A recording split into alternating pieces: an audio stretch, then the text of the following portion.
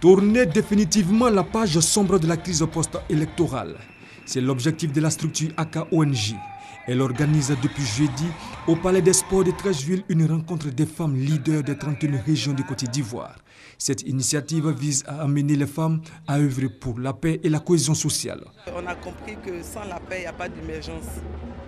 Et toutes les femmes de la Côte d'Ivoire ont compris le message et souhaitent que la paix règne en Côte d'Ivoire. Parce qu'elles veulent voir les enfants évoluer, elles veulent voir les maris vivre longtemps, elles veulent voir la Côte d'Ivoire progresser.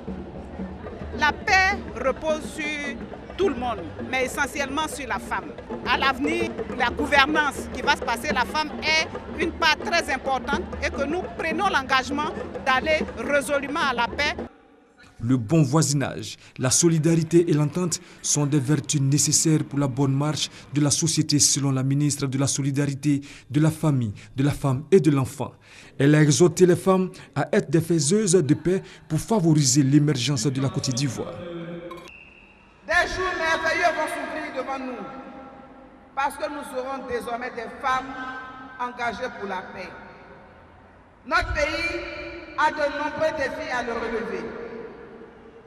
Et très prochainement, vous savez que nous aurons des élections en Côte d'Ivoire en octobre 2015.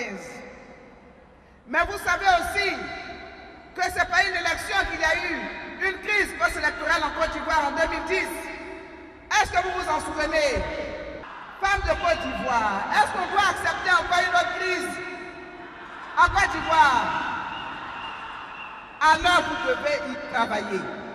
AKONG envisage d'entreprendre dans les tout prochains jours une tournée nationale en vue de mieux sensibiliser les femmes sur la notion de la paix.